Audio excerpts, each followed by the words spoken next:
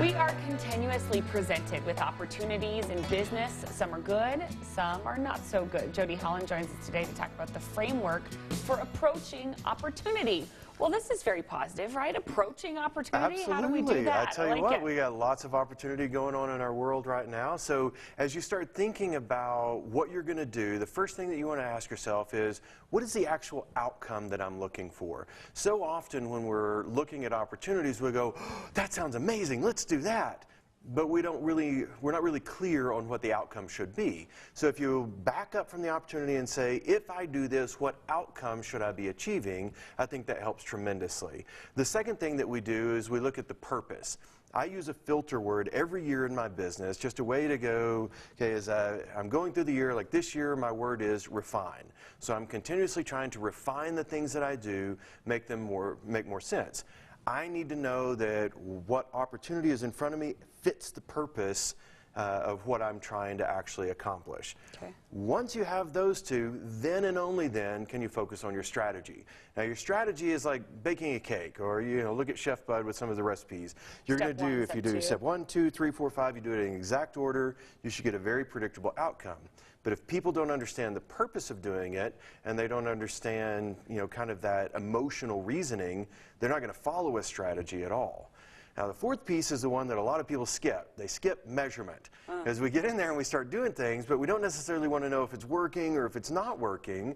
We're just like, well, let's just do our best. And they get to the end of it and go, well, that didn't work. So counterproductive, too. It's a waste of time. Yeah, total waste of time. So you've got to be looking every step of the way. What are the ways that we measure? Are we on the right track, and are we moving forward? Same thing with your goals. You set your measurements by week and by month, so that when you get to December, you go, well, that was easy. Yeah. And we make sure we got everything done that we needed to. You have to, though, with those measurements, make adjustments on how effective you're being, right? Yeah, if you don't make the adjustments, then you're really, really certain, but you're not very clear. Right, okay. And great leaders are always clear about what they're doing and why they're doing it. The bad leaders are the ones that are absolutely certain, but they're not going to listen to anybody. And so that measurement gives you the idea, like you said, to know what to adjust in order to get things moving in the right direction if they get off track, or to keep things moving in the right direction because you're measuring what works and you're avoiding what doesn't. And then the final piece of this is you've got to have performance.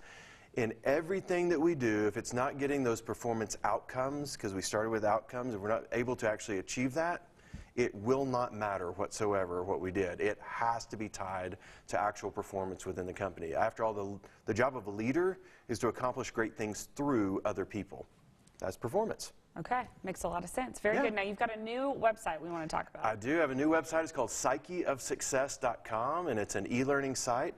And I've got over 100 videos on there already, and I'm adding new videos every month. So I've gotten a lot of people asking me how they can do training without necessarily hiring me to come in and do training. So this is a very affordable way for small business owners or for people that are just jumping out into that entrepreneurial world to get the management and leadership training or the sales training that they're looking for. You always help me a lot. Thanks, Jody. Thank you very much. Appreciate it. All right, we've got more Studio 4 on the way. We talked about Chef Bud a second ago, and he